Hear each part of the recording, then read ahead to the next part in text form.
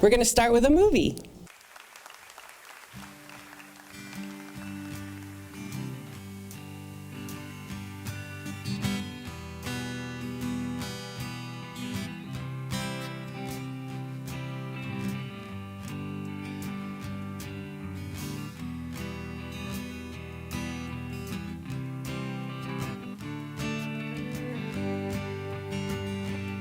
I've been walking in my sleep, counting troubles instead of counting sheep. Where the years went, I can't say. I just turned around and they're gone away. And I've been sifting through the layers of dusty books and faded papers that tell a story that I used to know. It was one that happened so long ago. It's gone away, and yesterday, now I find myself on the mountainside, where the rivers change direction across the great divide. Now I hear the owl calling softly as the night was falling, with a question, and I replied, but he's gone across the borderline. It's gone away yesterday. Now I find myself on the mountainside, where the rivers change direction across the great divide.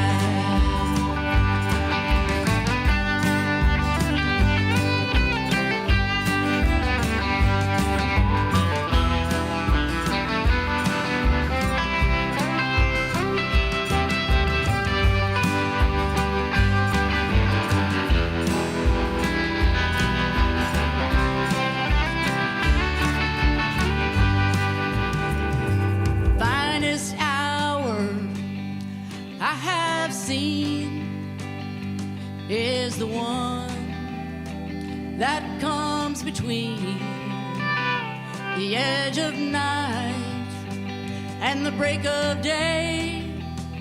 It's when the darkness rolls away.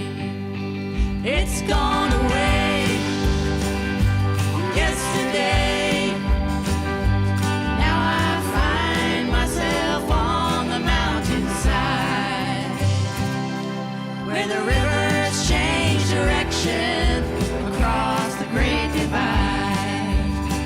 It's gone away yesterday.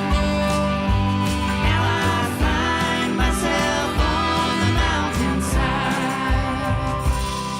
It's where the rivers change direction across the great divide.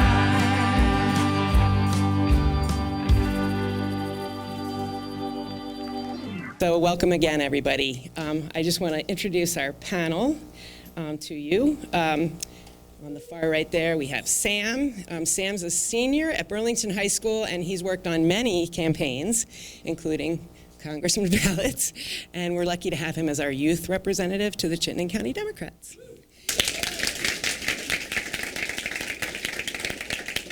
Natalie is both an auto mechanic and an artist, so obviously a badass.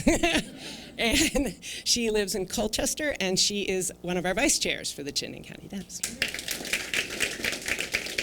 And Elliot, who I just met today, so I have to look this up a little bit more. He is a proud Vermonter and a Democrat, currently serving as the chair of the Williston Democrats. And as a young resident and worker and renter in Chittenden County, Elliot is passionate about supporting policies and candidates who center people. Sustainability and affordability for a better future.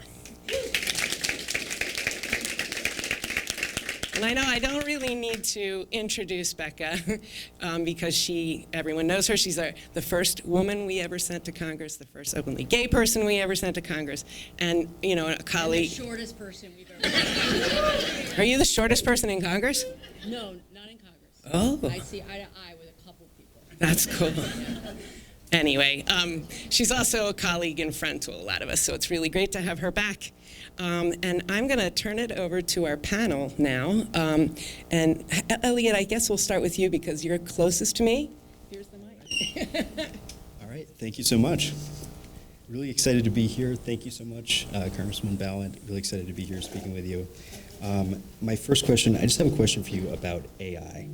And I wanted to ask you, how do you see the rollout of AI impacting workers and businesses in Vermont? And what action would you like to see Congress take on regulating these emerging technologies? Yeah. I really appreciate this. This is the one question. Hello? Hello? Okay. I love you guys. These are ride or die. These two are ride or die for me. I love them. Okay. This is the one question that I really wanted to write down some notes for myself because this is changing every single day. And we know the latest polls are showing that a strong majority of Americans believe that AI has the potential to do more harm than good. So it's interesting because that's not always the feeling when we are seeing. Why doesn't everybody use the handheld? Okay. That's probably the way to go. No problem. All right. Thanks. So. Now you got to use it. No. Yeah. Okay. I was like, no, I just don't want it to screech in our ears. Okay. So there's a couple things going on right now as it applies to AI. And you have concerns about data centers across the country. And it's not just particular to Democratic districts. There have been 3 Republican senators in particular who have been very outspoken about the dangers of massive data centers as it relates to quality of life for people, electricity, drains on water, essentially drains on local municipalities about this. So there's the data center piece. Certainly Bernie and AOC have come out really strongly strongly in support of having some kind of moratorium. And certainly we saw that as a factor in the Virginia race, and to a lesser extent in the New Jersey race for governor. So we know very salient issue right now. So people are concerned about data centers. People are also concerned about regulation and guardrails and feels like Congress has been slow to adapt, and that's true. You have a lot of people in both the House and the Senate who are not tech natives. They did not grow up with it. They are still trying to wrap their heads around it. And we saw a slowness as it related to regulating big tech, not particularly specifically around AI, but other things as well. And you see Europe trying to do more than we are doing. And I have to tell you, I've had 2 hearings now in the Judiciary Committee where the Republicans have brought European far-right electeds over, telling us as Americans, don't do what Europe did in terms of having more regulation, okay? So, just to set the scene here. The other piece that is at play is a very strong majority of Americans are concerned that this is going to impact their job prospects. And so the work that we do in Congress has to be around, specifically around certainly data centers and quality of life. It also has to be around regulation. It has to be around safety. That's the other piece of this, is the mental health piece that I talk about a lot as it relates not specifically to AI only, But certainly with the rise of bots being used in some malevolent ways, and certainly we have seen some young people in particular being put in very precarious security and safety situations because of AI, there is, I think, a healthy skepticism among the American electorate. And on my side of the aisle, unfortunately, you know, it all comes back to money. Every single time it comes back to money. And so in order to move these important policy pieces, you have to break the back of dark money and big money. They have too much control over what is brought into the committees. But I know so I have 2 teenagers at home as well, and I can also bring in another thread around AI that I hear from my daughter, who's an artist, and she says, you know, AI is stealing so much copyrighted material, and it's using it to produce, in her words, just crap art. So there's that piece. And I also work on the intellectual property side of things in judiciary, and I do think there's an opportunity across the aisle. I actually had a meeting a few days ago with Democrats and Republicans from the Judiciary Committee saying, we have to do more to be protecting intellectual property. So many avenues there, but we have to do this work.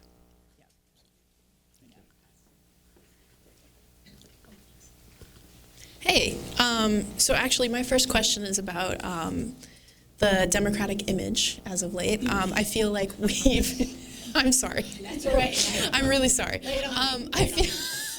I feel personally that we don't have the best image right now, especially with the working class. And, so my question is, what can Democrats do to improve their image and their reputation? And I pretty much think about this 24 hours a day. This is, for our very survival as a movement and as a party, we have to show up in a different way, 100%. And although it pains so many Democrats to hear me say this, we have lost the working class. We have. There are some unions who still stick with us, but mostly it is leadership of the union that has been sticking with us. It is not rank and file. And there are some exceptions depending on the union. But so we have to show up in a different way. And part of that is putting a priority on the listening part of the relationship you have as an elected official. It is showing up in rooms and believing that the people who are coming there to share information with you actually may know what they're talking about, and maybe you should actually listen in terms of what their calculation is every day about how they make their lives work or not work. We have to continue to show up for working people. And not just, this is the piece that I think has been very interesting, is that we have gotten some feedback from rank and file union members that we as Democrats need to stop only talking about minimum wage increases. Minimum wage increases are important. But if you have a good union job, you're not making minimum wage. So every time we say that only, and we don't talk about increasing wages for all, what they hear is, you're not speaking to me and my concerns, which is that I punch the clock every day, I'm a union member, I want you to be making it financially possible. We were just talking about housing backstage. You know, I want you to be talking to me as a working person, and it has to be an inclusive message about what we mean about financial security going forward. I also think that the way that we communicate has to change in terms of the language that we are using. The movement must be additive right now. It can't just be about playing to the base. We have done that in the last few cycles, and we haven't been winning. So we have to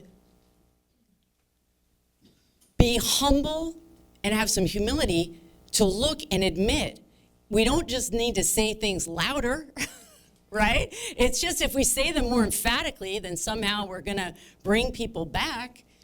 And I just wanna give you an example of what I mean by this. So I was speaking at an event It was a campaign event down in the Woodstock area somewhere around there. I don't remember exactly where it was. And I was talking about how the majority of Americans right now read at about a 6th grade reading level. You don't have to like it. As a former teacher, that hurts my heart. You don't have to like it, but that's the reality. And so the language that you use, and I'm not talking about talking down to people. I'm talking about really sitting with that knowledge and thinking about, are the words that I'm using going to land where I want them to land? So we have to speak to be understood, listen to understand, and not walk into a room as if we have all the answers. So in this meeting, I was saying things like that, and a man got very frustrated with me, and I could tell by his body language, and he said, well, I don't want to be made to feel like I'm a jerk because I have a bigger vocabulary. And I said, that's not what I said, and I'm actually not talking about you. I'm talking about those of us who are trying to create a movement here. We need to be more mindful of how we're bringing people together.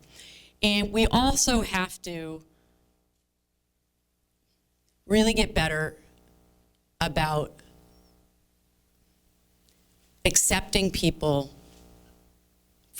as they come into a conversation and not be so quick to correct and make adjustments and use different language, whatever it is, and try to listen underneath what it is they're trying to get at. And bottom line, and I gotta tell you, I have traveled in many different states in the last year on behalf of other candidates, and where I hear, what I hear everywhere I go is, I want people in elected office to see me, to acknowledge that what I'm saying is actually my experience, and not try to tell me, actually, it's not as bad as you think. And I think that's a big place where we went wrong in the last election cycle, partly because Biden had been saying for months, we've had the best recovery of any country in the world out of COVID, which was true. But it doesn't matter if you can't pay your mortgage or you can't make your car payment. Don't tell me we have the best recovery here. My experience has been bad. So, but I want to give you a chance, if there's a follow-up, making sure I touched all, the things that you're thinking about as it relates to this. No, actually, I have very similar beliefs. I will admit that sometimes, especially as a woman, there is a tendency to immediately try and prove myself. And so when I approach a conversation, I have to stifle that urge to be unconsciously condescending. And I'm not doing it intentionally, but immediately I'm like, I want to prove that I'm smart and that I know what I'm talking about and that, I'm an equal player, and I have to remind myself that we're different people from different backgrounds, and I need to hear them first. And I think that's a really good point. I've been thinking that for a while, that we need to meet people where they are, especially. I hear people say that, and I completely agree. I think there's an issue with almost demonizing people, and it would be really nice to just have conversations and go in a direction where we use that approach, and that we meet people where they are, and we come at them in a non-aggressive, a manner where we don't have an agenda. We just want to learn and speak and make them feel heard. And I think that's really smart that you have that approach. And if I could say one other thing, which is, I'm not saying to accept people who are overtly racist, sexist, homophobic, or just being downright mean-spirited and violent, right? But I often fall back on my own curiosity, which is just tell me why you think that. Really, genuinely, tell me what led you to that. And then as they start unpacking, almost always we can find some points of agreement about what needs to change. Yeah. I think that's really smart. There you go. Yeah, thank you so much. I have a question about sort of Democrats, political communication, especially right now in the age of social media, right? I think algorithms right now, the algorithms that these companies have made, really influence what we see, especially when it comes to political content. And right now, unfortunately, right-wing people own most of the large companies that influence us. Mark Zuckerberg owns Instagram and Facebook, and Elon Musk owns Twitter, and there's this notion that they have, sort of, engineer these algorithms to push right-wing content. I think that's probably true in some respects, but I also think the right has done a much better job of utilizing sort of these algorithms and pushing what they know works, which is, extremely divisive content, because they know it gets clicks and it gets views. And I think Democrats have a harder time, utilizing that and becoming popular. What I will say is that actually I think you have done a really amazing job.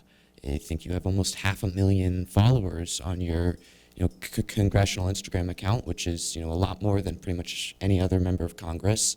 And my question would be, what have you done differently, and what would you recommend to other Democrats? Because this is how most young people, almost all young people, are receiving their political content. And if we cannot utilize this method of communication in 2026 and 2028, we're going to have real challenges. And how do we express that on Democratic leadership, which is, older? Yeah, I'm so glad you asked this, and thank you for noticing. We've been working really hard. And actually, a couple weeks ago, a younger member of our leadership team, so there's the messaging arm of the caucus called the DPCC, which I can't even remember what it stands for. That should tell you something about messaging, right? That I can't remember what it stands for.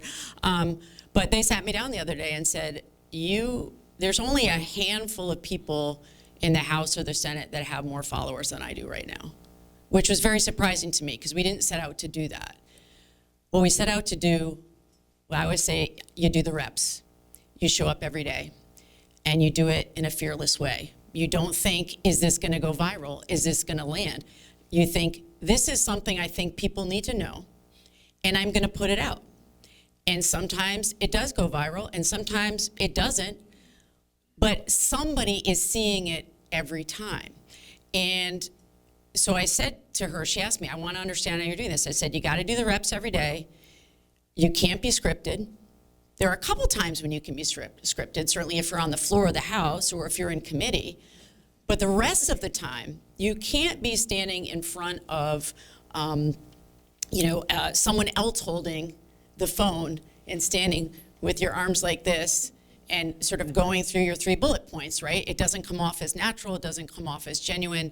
And a lot of members who have been around for a long time, that's how they were trained. So they are literally having to retrain in real time. And I know that's hard. The other thing that I told them is you can't be a different person on different platforms. So I don't show up differently on X than I throw up on X, yeah. It's about right. On Instagram, on YouTube, on all of these platforms. People need to know that it's the same person every single time. Or else, again, it comes off phony. And I also can't do that. I can't keep track of different personas. It's just me. And you have to have this sense that sometimes you're gonna embarrass yourself. Right, you're gonna come off goofy, or sometimes I've gone back to look at videos. I've done it first thing in the morning, and I'm like, God, I had some serious circles under my eyes. But you just do it, and what happens is people feel like they know you, and they trust you. And I think that right now in this moment for Democrats, to your point about the Democratic brand not being good or not being strong, part of it is people, they want to trust again, and they want to see us willing to show up in uncomfortable situations. And that means on social media, but it also means on long form podcasts. It also means making sure that we are talking to, and I hate the word influencers, but it means talking to influencers, people who talk about politics who aren't into politics, people who are gamers who on the side talk about politics. And I think Republicans have been a lot more fearless about doing that. Some of that is because they haven't felt like they need to be beholden to the truth. And true, like I say it sort of tongue in cheek, but it's true. And if you have a caucus that wants to be giving truthful information, then that, reduces the ways in which perhaps that you can give information. But I want to give you a chance to ask a follow-up, because I sort of went in a couple different directions there. What are you thinking about, Sam? Well, I don't necessarily have a follow-up, but I also say, like, I think it's very challenging for Democrats because oftentimes we have more complex messages than the Republicans. And I think that's just a fact of, you know, as you're saying, being more beholden to the truth and more beholden to real, like, actual policy ideas that will help people. You know, it's very easy for Donald Trump to just go post no tax on tips. Right? That's a very effective message. But the truth is, and I think we know this, like, well, it's actually deductible, and most people who are, you know, making their income from tips, you know, aren't paying as much income tax. But you can't go on to Instagram and, like, try to explain all that without seeming like a jerk, without seeming like someone who, like, takes this great idea, right? This great idea, no tax on tips, and then, like, tears it down by saying, oh, well, you're not actually earning that much. You're not paying income tax, so it doesn't really matter for you. And so I wonder how we can more effectively, you know, communicate these more complex policy ideas. And you were talking about this just before with, like, you know, using, like, complicated language and stuff, and, like, how do we message that? Right? How do we explain to people that, well, no tax on tips sounds great. It's not actually that great of a policy because it's not helping that many people. Right. Well, so a couple things. You know, look, they beat us on no tax on tips. We had that idea for ages, and we dragged our heels on it, partly because we didn't want it, you know, the perfect became the enemy of the good. And they got out in front of it, and by sheer force of will, they pushed it through. And it, as you said, it didn't do all the great things they said, but it did help some people. We can't continue to work an idea and try to think of every possible eventuality, and it's every single part of the electorate going to benefit from an idea. We just can't, because what happens is we become paralyzed, and then we come out with our 25-point plan, which no one stops listening after the first two. And so we know in the caucus that the messaging that needs to be coming out ahead of the midterms has to be that more simple messaging, and we need to give ourselves a break to not have to do all the explaining as we go along. And it's tough because a lot of people who have been in Congress for a long time feel like that is not being fair or honest to the electorate to have it be a soundbite. But unfortunately, we are in a soundbite nation right now, and I trust that we're going to be able to do both, which is move the big idea, and we'll do the homework to move as good a policy as we can. But I'm still, and I'll just say, I'm still very frustrated that we, as members of the Democratic caucus, have not seen the postmortem from the DNC. I'm angry. I'm angry about the amount of money that was spent. I want to know where it was spent, where the mistakes were made, who did we hire, who are those consultants, are those consultants still working for us? And it makes me very angry that we're heading into another election cycle, and we, as members of the caucus who went out and tried to raise all of that money that they spent, I want to know where the money went. Right? And so, but I want to just reassure you, there are many of us in the caucus that understand it needs to be simple, top line, and we need to trust ourselves that we still can deliver on good policy. And we have to show up in places where people also aren't talking about politics. We have to be willing to go on shows that simply talk about politics on the side. Like, for an example, I cut a video yesterday about the Caitlyn Jenner story. This is not a huge, Caitlyn Jenner is part of the Kardashian family. It feels like, why would we even talk about this? Well, she has inserted herself into a political conversation about trans women and gender markers on passports. And so I made a decision yesterday that this is going to appeal to people who are not necessarily following politics, but actually know the name Caitlyn Jenner. And it paid off. I got so many more people following that video, even though it was against all of the rules of what they tell you makes a good video. It was multiple minutes long. And they always tell you, you'll never get that from a multiple minute video. Well, I did, because within the first few seconds, I talked about Caitlyn Jenner. And so we have to really be thinking carefully about how we are introducing ideas, even in those short form videos. Great question, Sam. Elliot, are we back to you? Sure, thank you. I think you've kind of gotten into this a little bit already, but I just wanted to ask you about Trump voters. There were a lot of young people, a lot of working people who felt like Trump in the last election was really talking about affordability, talking about bringing prices down, and that message seems to have resonated with them. What ways do you think Democrats can really present an alternative to that is effective? Yeah. So these three are remarkable. When we were backstage, everybody was saying, basically, please tell me that the top line message is about affordability. Absolutely. Absolutely, that will be front and center in the midterms. We know that we are winning this message even now, even when we're not as sharp as we can be. Every external poll and every internal poll is showing that the things that used to be Donald Trump's strengths right now are in fact his weaknesses. He's weak on the economy. Certainly he's weak on the war. People don't trust that he is going to bring prices down. People don't trust him on health insurance. So we know that things are heading in our direction in terms of you've got people who are not trusting what they've, at least, so 20% of MAGA has decided that they regret their choice, which I know people are like, it's only 20%. That is the difference between winning and losing, folks. Okay, 20% is significant, and we're only a year and a half in to his presidency, and they already feel like they made a mistake, okay? So I keep reminding my colleagues that we cannot write off those voters who made a decision on the economy, and many young men, including a lot of young men in Vermont, voted for Trump because he promised to keep us out of foreign wars. If I had $1 for every time a mom in Vermont came up to me quietly to say, I'm really concerned because I feel like I've raised my kids in a certain way, and my sons are voting for Trump because of his message on no foreign wars. And I have 2 teenagers, certainly talk with their friends, and that was a deciding issue. Does that mean that they are horrible people?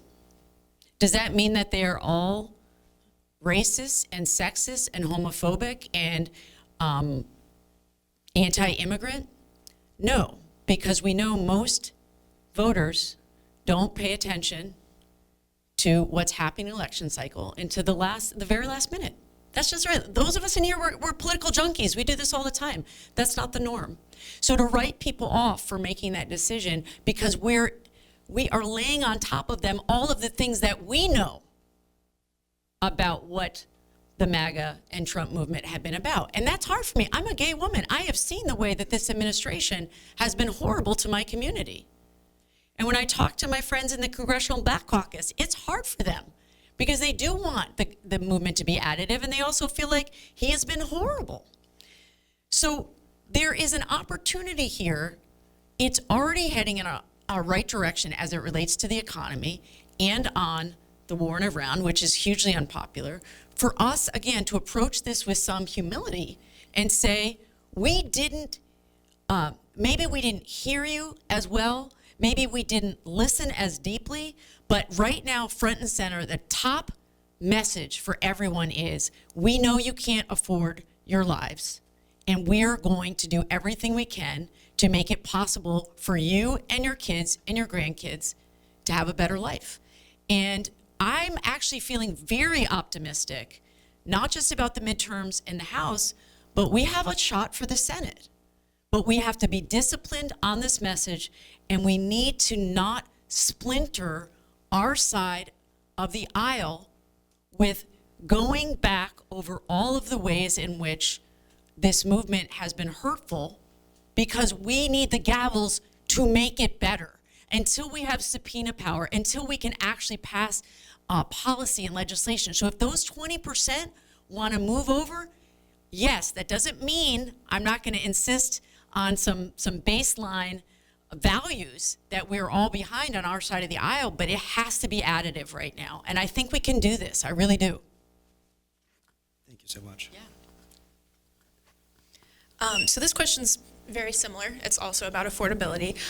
But specifically, I wanted to ask, and we did touch on this a little bit back there, but a lot of people I really care about, specifically younger people, just can't afford to live here, and it's very disheartening to see people that I care about leave in droves. So I just wanted to ask what specifically is going on in Congress to address that, and then also what can we do here at the local level to help with that? Yeah.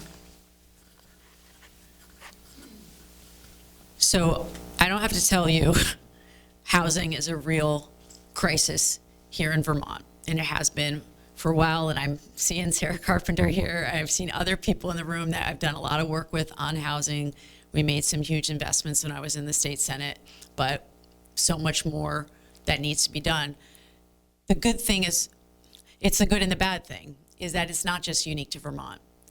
And that is hard for people across this country, but it means there's an opportunity for us to create a movement within the House and the Senate to really address this issue with a significant investment of federal dollars, because that's what's going to, Vermont can't do it on its own.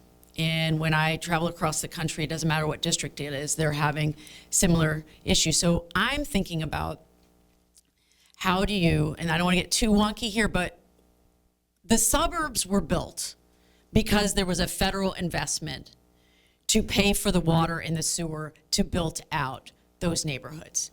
And when I talk to builders, they say it doesn't pencil out.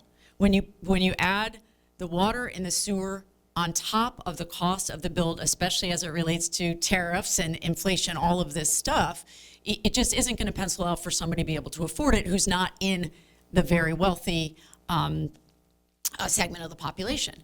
So I know there are other people in Congress who see this as well, that when we invest in housing, there have to be multiple layers that we move at once. But this is one that we can decide to do. We've done it before. We can look to the past and say, we decided this was a priority, and we can do that again. It's always good when there's precedent for it.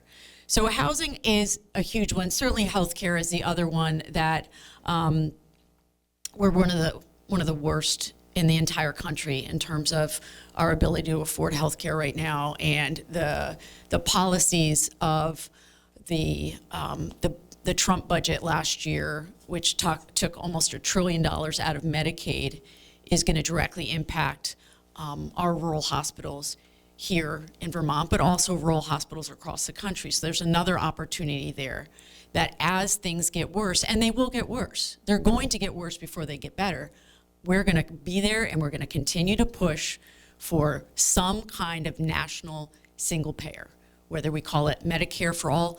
There hasn't been this level of support across this country for this, in decades. People are understanding that the Obamacare was supposed to be a step in the right direction. It was not supposed to be the end all, right?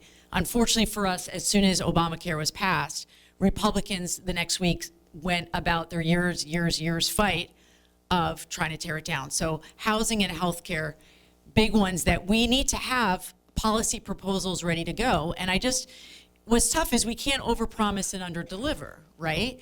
If we get back the House, but we don't get back the Senate, that's one set of circumstances, right? We can try to prevent more damage from being done. If we get the House and the Senate, we still don't have the White House. Can we overcome a veto, right? But we're building for 2028. But I hear it from my own teenagers. I mean, my kids have said, and I don't have that great a house, guys, and they're like, you will never sell this house in Vermont, no matter what you end up doing, because I don't know how I'm gonna be able to buy one. And then he and his sister fight over who gets the house. But, so it is front and center for me every single day as I think about this. So healthcare, housing, and certainly I am very concerned about the impact of AI on all the jobs that all of you are going to seek to take. We know that there is a strong possibility that a lot of white-collar jobs, and certainly blue-collar jobs as well in terms of automation, but white-collar jobs are going to be completely eliminated because of AI, and we already see some companies already doing that. So it's a strong concern. But I'm curious, what are the other pinch points that you see around affordability? Well, you've probably heard this one a lot, but groceries has been a big issue lately too. I mean, I've lived in the Northeast Kingdom. In the last 5 years, I've lived here and I've lived in the Northeast Kingdom. And in both places, I've seen people just driving exorbitant distances to try and find lower prices on just food. And the food shelves in both communities are really strained. They're really struggling. And I feel a tremendous amount of sadness when I see like how much effort is going into helping people, and it still just never feels like enough. So that's a big concern for me as well. Great. Well, so one of the things we did a Democratic caucus retreat a couple weeks ago, and one of the breakout sessions was on groceries in particular. And at that session, I learned about something that I had never heard before that happens in Mexico, where they have set aside basically a basic food basket that every resident should be able to afford. And so they do implement some price caps, some subsidies to make sure that that basket of groceries, I don't remember what it's pegged to exactly what the price is, but it's an affordable price that everyone, regardless of where they live in Mexico, should be able to afford. And so those are the kinds of programs that we need to do. The basic, like, this is easy to understand. On these goods, you're never gonna see it exceed this. We give all kinds of subsidies to big oil people, all kinds of subsidies to big tech. We can do this. This is doable. And nobody should have to be, as I heard from a woman the other day, she is trying to figure out how to pay for food when she also needs her medication and she has rent that she needs to make, and she's just like doing this game of Jenga to figure out what she pays when, and you gotta eat. So those are the kinds of interesting ideas that I'm looking at. The one upside of Trump breaking everything is that we as Democrats should also be a little bit more bold in trying some new ideas and not being told that we can't try it because we're gonna be called socialists. Because you know what? They're calling us socialists anyway because we have Social Security and Medicare. I get called a socialist all the time in the budget committee because I support those two programs. So okay, if you're gonna call me that, then let's put some price caps on some groceries so people can afford to eat. What about that? Yeah, I have just another question sort of in that lane about, what comes after Trump? And, should a Democrat come to power in 2028, how do we balance holding Trump officials accountable while also, upholding the promise that we will make to voters, which is, as we've talked about, an affordability agenda? And I think there will be a lot of people who will say, well, we should only focus, on carrying out this agenda, and, what's in the past is in the past.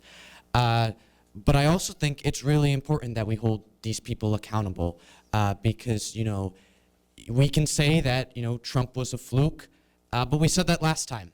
And guess what just happened, right? And so I think this is also, an issue of democracy, and that if we do not hold a lot of these people right now who are doing, intense damage to our country, if we do not hold them accountable, then we're just going to open the door for someone else to come along.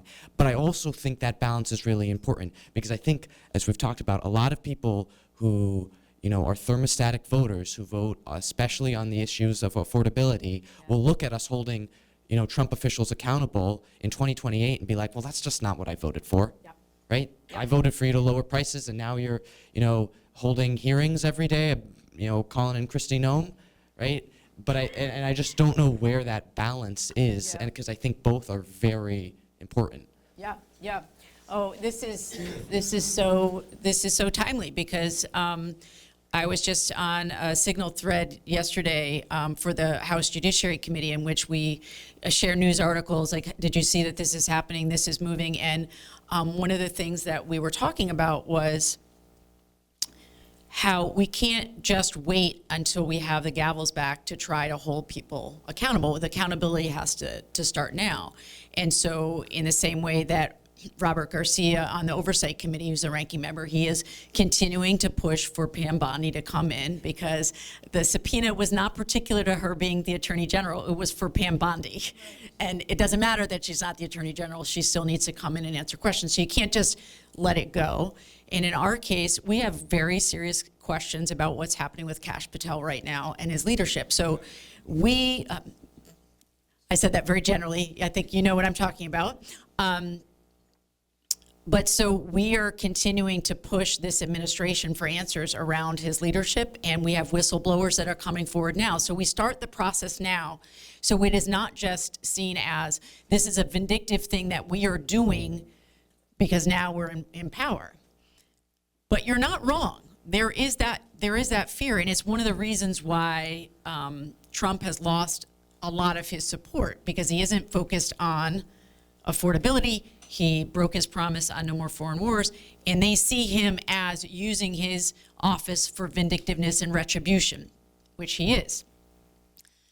We think that it's going to be incredibly important for us to go after the grift and corruption part of things. That is something that people understand, which is, I'm not getting ahead, and yet this president has enriched himself by $1.5 billion since he's been in office for a year and a half. Or, Jared Kushner is both our peace envoy and Saudi Arabia is his client. Okay?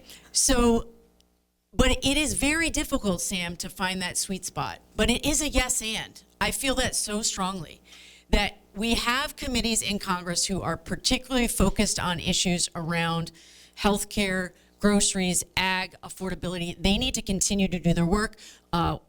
Pricing on pharmaceuticals, they need to continue their work. But we on oversight and judiciary must continue to hold this administration accountable. And we have to look at things like the emoluments clause and how do we change the structures from just being norms to actually being in law of what you can and can't do. And that is something many of us are talking about in earnest. But from where I sit, it can't just be one or the other, but the top line has to be about making life more affordable for people. Absolutely. Are we out?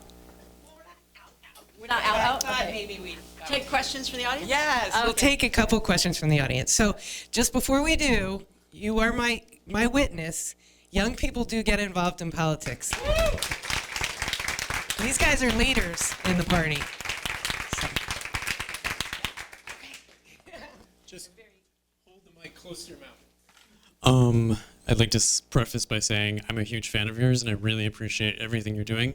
But at least as a young person, affordability sounds like a buzzword to me, like it rings very hollow. And then I would love it if you could speak a little bit more about leadership in the Democratic Party, because during the first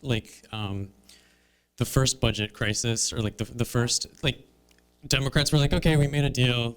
We're gonna work on ACA at the end of the year. ACA is gonna happen, or the subsidies. That never happened. Nobody talks about it.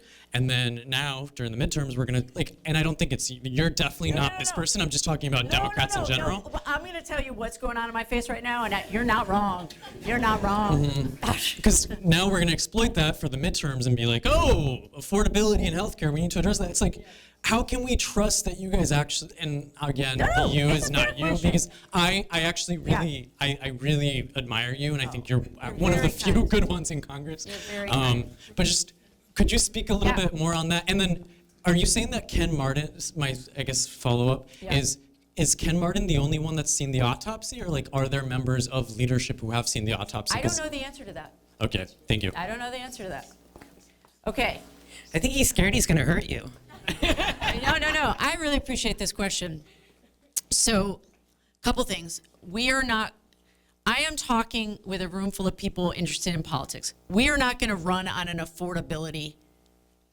That's not going to be the words that we are using at all. It's going to be much more specific around specific costs that we are trying to bring down. So I want to reassure you about that in particular. We got screwed over by the Senate back We did. The House held firm on this horrific bill. We held firm. And I know there may be a difference of opinion in here about how Chuck Schumer should have handled it, but I can tell you we haven't forgotten in the House that we held firm and we did our work and we set the stakes and we said exactly what needed to happen. And when it all went down, we in the House, we knew that. We knew there was never going to be a real vote in the Senate. We knew that. That was all a pipe dream. And so we haven't gotten over it on my side of the aisle. That's what my face was doing. It's like, you're bringing it all back up for me. There is a reason why people feel like, how can they trust that we will go to the mat for them? Because at some critical moments, we haven't. And that's a little bit why I'm talking about the fearlessness. There is always this hand-wringing that happens that will, who are we going to lose if we, stay clear in our values? Who are we going to lose, not now, but maybe in the future, if we take it to the brink right now? And I think we have to understand that this administration has done so much destruction. The rules of engagement have completely changed, and we can't continue to engage not just within the House and the Senate as if it's 20 years ago, but also with our voters as if it's 20 years ago. And so I can tell you that there are so many of us that understand that even if we had gotten the ACA extensions, which we desperately wanted because it was a stopgap, and just as an aside, the $350 billion that Trump just asked for in the supplemental for Iran would pay for ACA tax credits for 10 years, a full decade. Okay, so don't tell me you don't have money. But again, that was never supposed to be the solution. And I know it's tough because people say, well, what if we bring up, some version of Medicare for all and it doesn't pass? Well, you go for it. Go for it. The American people are behind you, and you need to have an inside game and an outside game.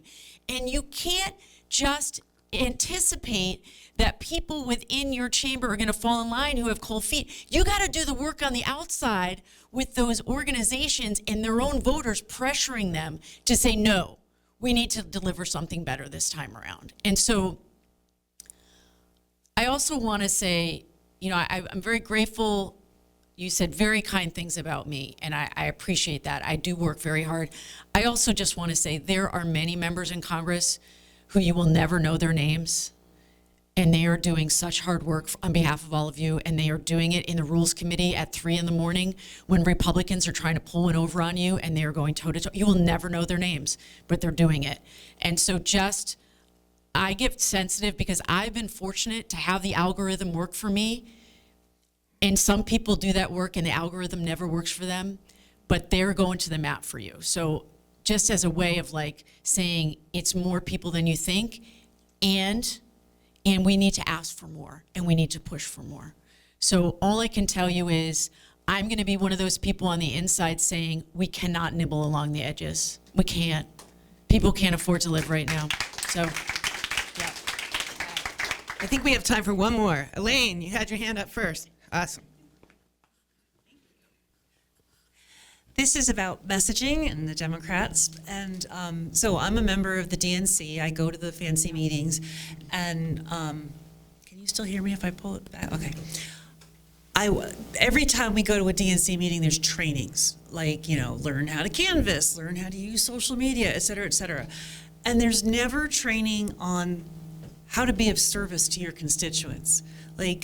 I would love for the Democratic Party to start being the party of service. Why don't we all figure out how to start some food shelves, some mutual aid organizations?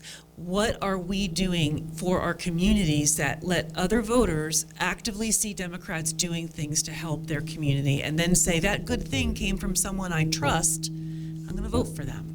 And I just don't see enough emphasis on it. And I don't know if that's a message that could go up the chain or what, but it's important. So a couple things going on here, Elaine.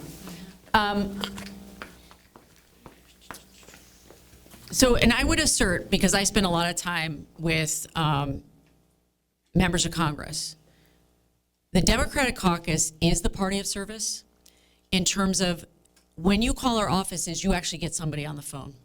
That is not true for many offices on the other side of the aisle. And people know that.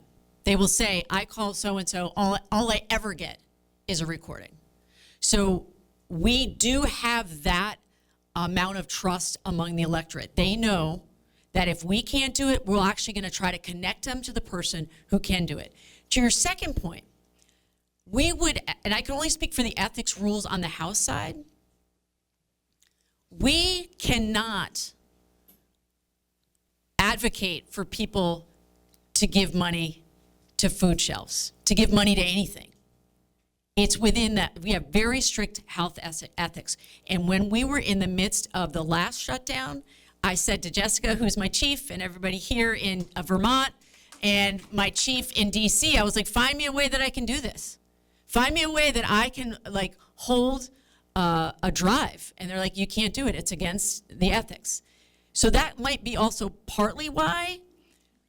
That being said, that doesn't mean that county committees can't work with local organizations to do this, because that is how you build trust on the ground, is you show up for people and help them to meet their needs.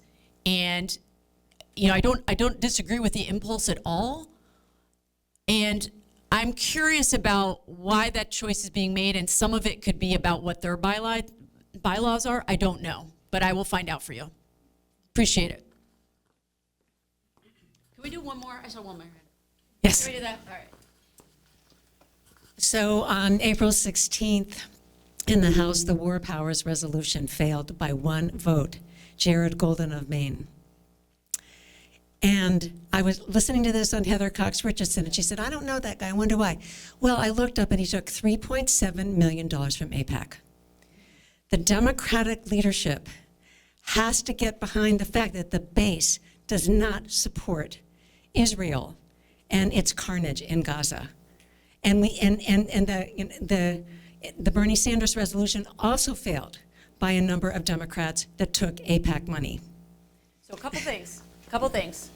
Even if Jared had voted with us, we still would have lost.